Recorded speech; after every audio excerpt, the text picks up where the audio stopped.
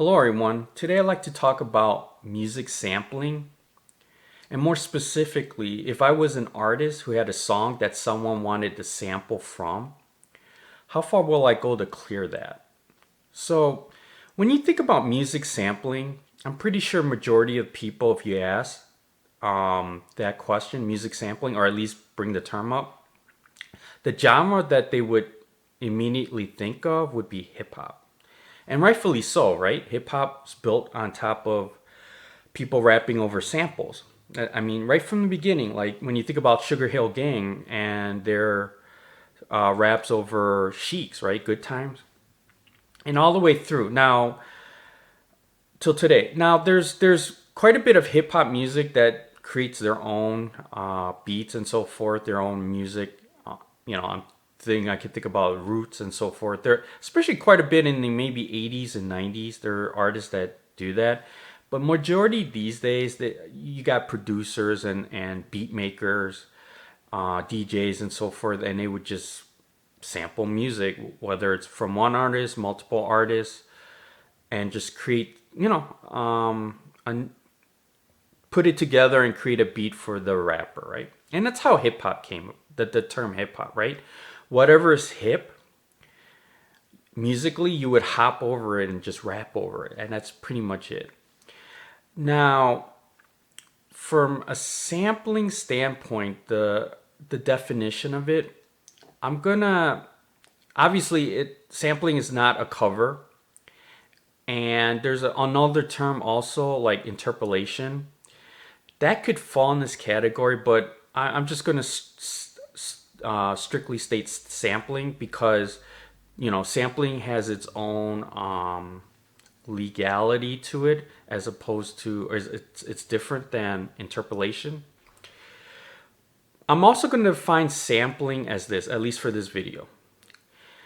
The sample version, the new song that samples the original song, whatever technicality it is from a sample standpoint, like minutes, or not minutes, but probably seconds, like 3 seconds, 5 seconds, 10 seconds, no matter how it's modified, altered, or whatnot, if the new song has the sample and you recognize that sample immediately from the originating artist and song, or if you never heard of the original artist or song, you hear the newer song, the one that samples, and someone played the original song to you that the sample came from, and you can immediately tell, hey, that song has the same, hook, melody, whatever, as with the newer song. To me, I'm going to define that as a sample. Okay, so it's that the hook, the melody, whatever is sampled from the original source, you can immediately tell where it came from. Or if you had to hear the original source, you can pretty much tell, yes, that one borrowed from this one. Okay, now I know there's sampling stuff too that you can't tell. It's very hard to discern from. They probably take a very small sample and then modify it so much, maybe, pitch it differently, invert, speed it up, slow it down so much that it's so hard to tell that the only way to tell that it came from the original source is to look at like a sound wave or something like that. To me, I'm gonna disregard that as the sample I'm talking about for this video, mainly because, again, it's a sample. Yes, it's still a sample from a legal perspective and everything. It's just that from a listener's ear, it's hard to tell, or it's altered so much. There's just no way to tell it's from the original song or who the original song or the original artist is. If you had to hear it, you wouldn't be able to tell. So to sum it up, definition of sampling in this video is something you can tell off the bat from the original artist and the original song. Simple as that. It doesn't matter. Melody, hook, groove, whatever. You can tell it came from the original song. So with that, having said that, the original question I had was, if I was an artist again, if I was an artist, I had a song and someone called me up and says, hey, I want to clear it, or I want to sample my song, or that artist wants to sample my song. How far will I go to clear it? Way back in time, if to me, if someone did that or asked to sample my song, I would, first of all, I would be flattered, hands down. And I still probably would, but flattered that someone would recognize my song and wants to use it as a sample. And back then too, a long time ago, I probably wouldn't care, I just, okay, you want to go use this song? Use it. And then not only it's from a flattery perspective, but it's also from a money perspective, right? You're making money off of, someone sampling your music. Now, I don't know all the details of today's sampling from either side. What you had to go through to get it cleared and whatnot. But again, from a naive perspective, if someone asked me way back to sample my song, I wouldn't mind. Okay. Now, after hearing a lot more hip hop and music that uses samples, that idea has almost flipped 180 degrees in such a way that, yes, I would still be flattered, but I wouldn't just give it away, regardless of like the technical specs of it. Like, oh, I'm going to cover, minute 1 to minute 1:05 seconds or something like that, and it's going to be looped or whatever. That's one thing. But I would go as far as being the original artist to the original song. And depending on the song, really, whether it's like a song that sucked or was just not popular versus a signature song, that's one thing I had to think about. But the second is, regardless, I would have to hear the final product that would get published to the public before clearing it. And again, I don't know the details if you can do that or not, but I would go that route for me. And this is why.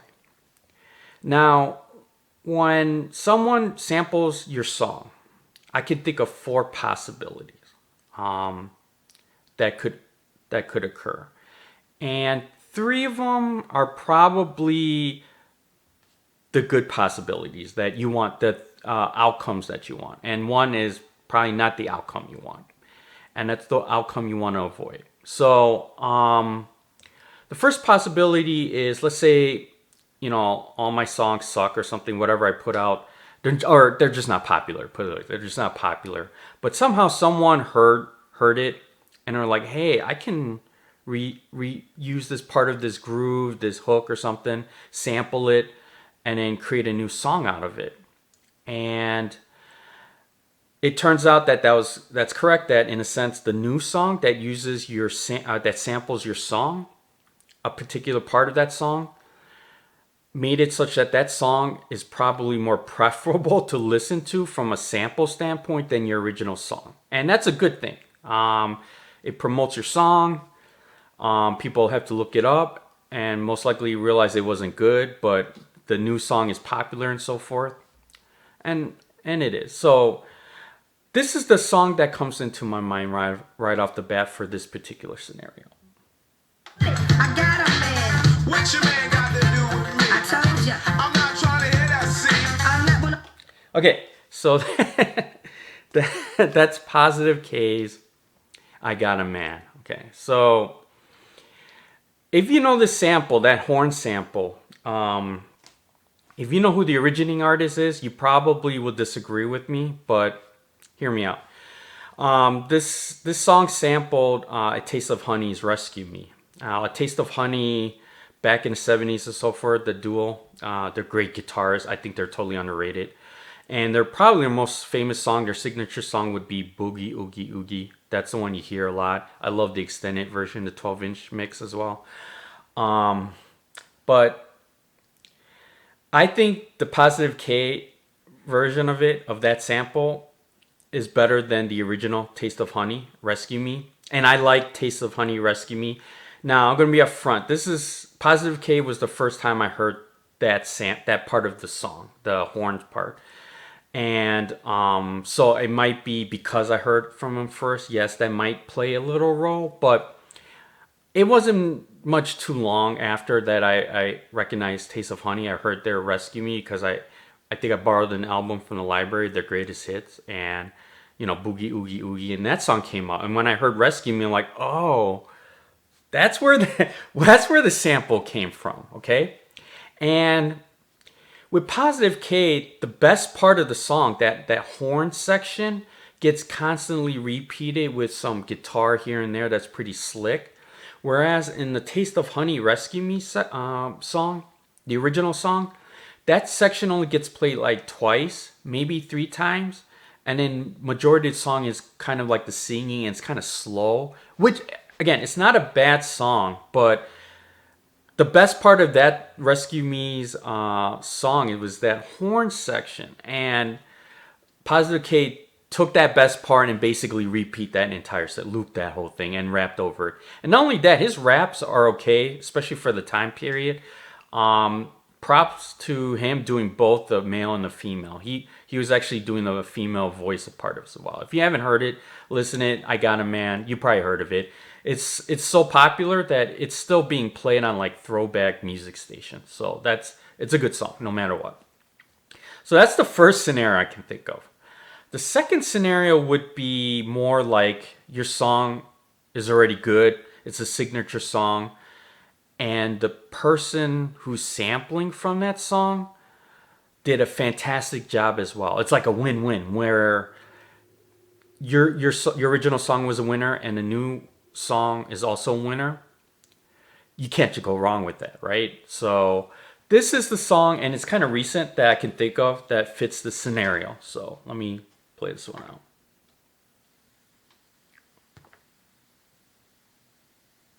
You won't break my soul. I'm telling everybody. Okay, so that was Beyonce's "Break My Soul." That came out a couple years ago in 2022. That was a monster hit. And if you've been through the 90s, whatever, and you listen to popular music, you definitely know where this beat came from, right? That the sample is from Robin S. "Show Me Love." So that song in its day was played nonstop. Robin S.'s version. That's a club banger.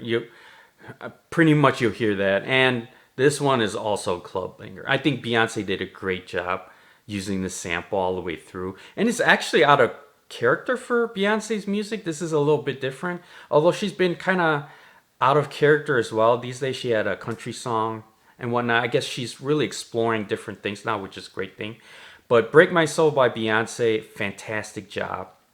As well as the original Robin S. "Show Me Love," fantastic song. So this is like, to me, the best outcome if your song is popular and the sampler sampling your song is awesome as well. It's a win-win. Okay, the third one would be where your song may or may not be popular, but the artist sampling your song, it was just mid or not popular or just meh as well. And to a point where maybe most people, if not all, prefer the original song than the sampled song, the newer sampled song. Even though it's popular, the sampled song would be popular. It's just the original is better. Now, that's a good scenario too. All three scenarios I've talked about too, because first of all, your song has been sampled and it's out there, and second of all, your original song still keeps its integrity, I guess, of what's going on. So this third scenario is the one I'm talking about, where your original song, whether it's popular or not, is still the better version than the song that samples your song and makes people always go back to your song, your original song. This is the one I'm talking about. Or an example one. Sex in her.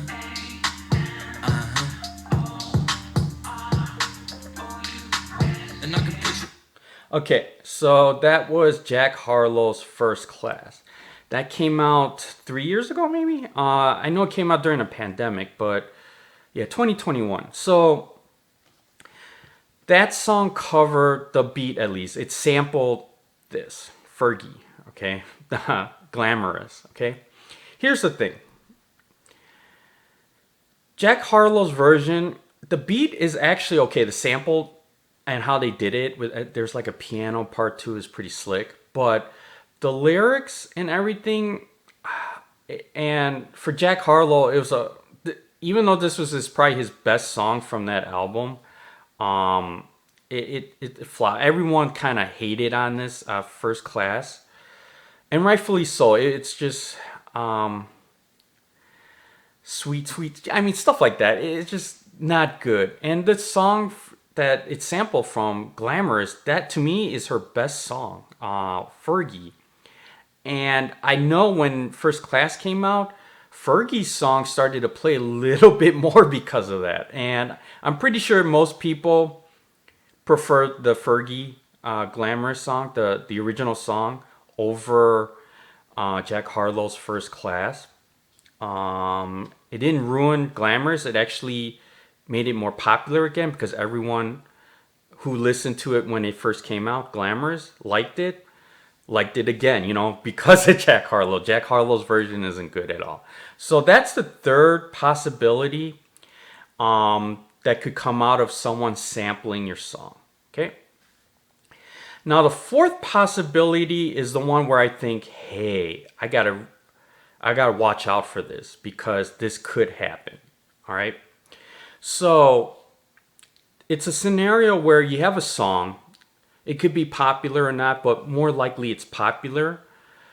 Worse, it's your signature song, and someone takes a sample of your song that everyone knows, and it absolutely ruins it. Okay, ruins it such that it makes your original song to the original listener think of or have some mixed feelings with the new song that ruined it, and it kind of ruins your original song too, or gives it a different impression. Okay, now I'm going to bring up an example, and this is for me. I'm not sure and other people would have the same opinion, but this is the song that I think is scenario 4, where the song that's sampling the original song, which happens to be a famous signature song from that group, actually ruins that original group song. Okay, this is the song. So even it's not a cover, it's the sample. Okay.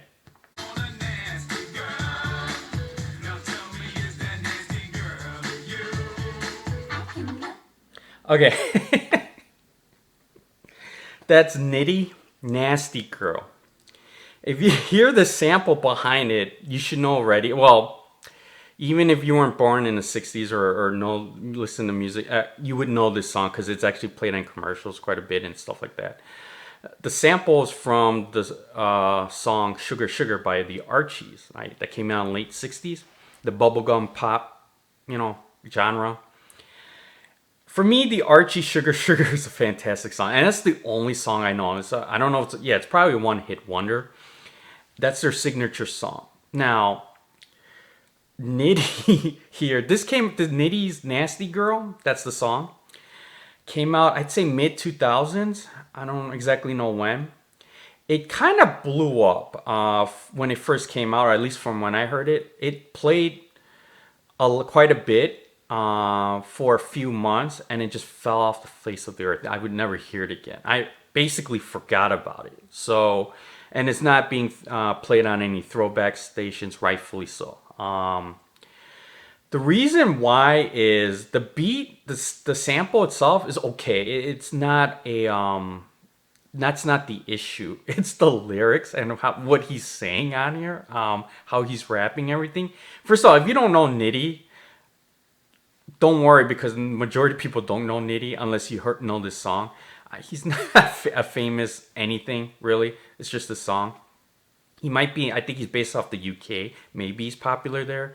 But here in the States, hell no. He's not popular at all. He's like an asterisk. But it's the lyric, what he's saying, "Nasty Girl." And the lyrics on here are really corny, cringy, elementary schoolish type of lyrics of trying to be like misogynistic, type, that type of thing. Like he's cool and all that, but it's just so elementary.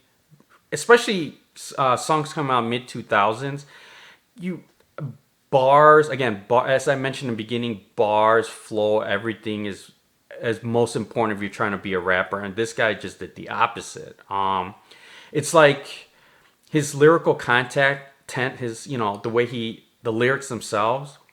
It's like if you're in like fourth grade with your classmates, if you're a fourth grader with your classmates, and one kid comes up and asks each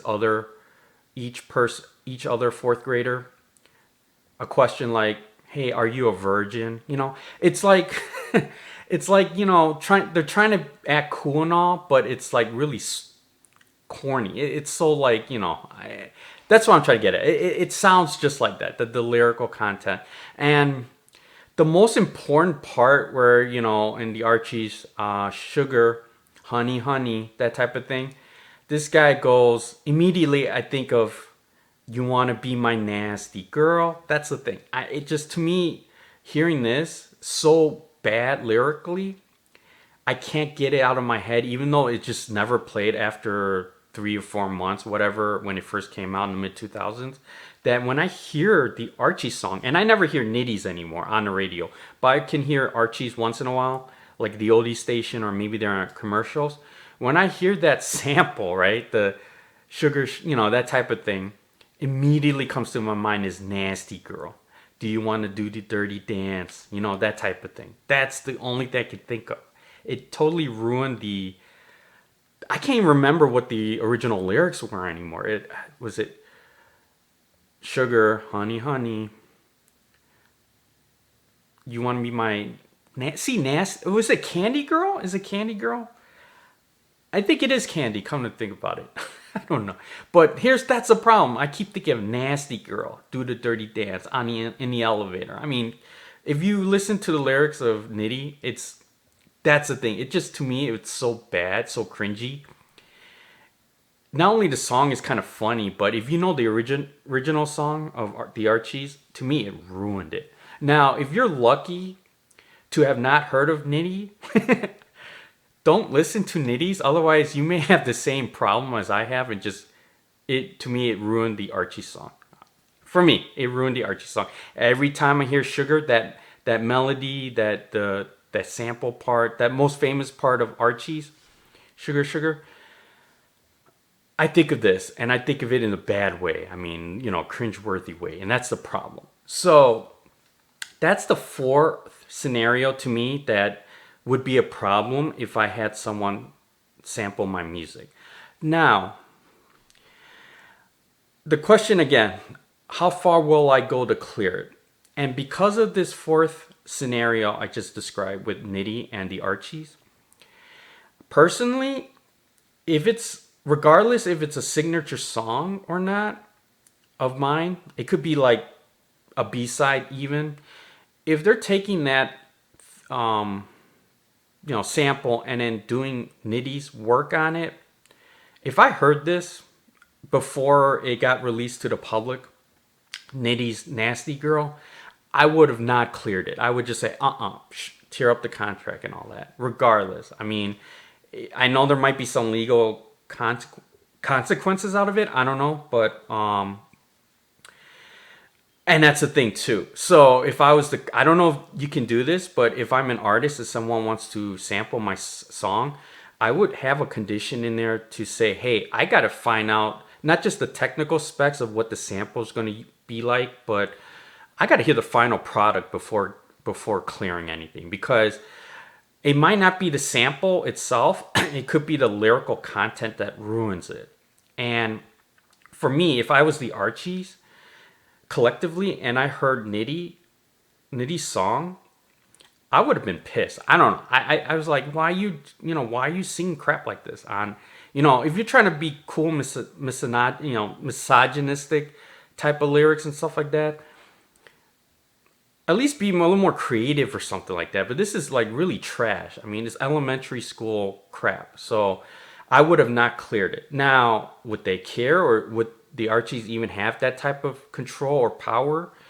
I don't know. That's the thing. I don't know what it would be, but for me, I wouldn't have cleared it, regardless of the money you can make. And if they did make any money, it's probably only the money they made up front and that small royalties for that 2-3 months it came out, because this shit has never been played afterwards. You gotta listen on YouTube. Even YouTube, for how old it is, has a very small number of view content. I think it's like 2 million views or something like that for something that came out 15, almost 20 years ago maybe. So that's the thing. Now, I can also say it doesn't have to be hip hop or anything. Let's say Donald Trump came to the Archies and said, hey, I want to sample Sugar Sugar. How far will you go to clear it? Now, who cares? Maybe there might be political beliefs. Maybe the Archies are, Republicans. I don't know. But, let's say the song that Trump comes out with would be MAGA, MAGA, do, do, do, do, do, do. You know what I mean? I mean, if a song came out like that, would you clear it or not? I don't know. I mean, regardless, if you can make money up front, first of all, and then whatever royalties afterwards, would you allow that? I don't know. That's what I'm getting at. So again, I don't know all the details of clearing samples and so forth. There's the record company, the publisher, the artists themselves. I know there's quite a bit involved with clearing back, and there's got to be like communication back and forth. There's like multiple steps. But for me, if I had control or I have say, for me, it would be, even if I didn't know the artist or anything, I would have to pretty much hear the final product before I can clear the sample. So I hope that's the case. I don't know. But I have to go all the way. I got to hear the final thing before letting it go, regardless. So anyway, tell me what you think of how far you will go to clear a sample. And maybe that's already built in. It's just maybe artists don't care. They don't really think it's bad or anything. Who knows? But let me know what you think. Appreciate it. Bye.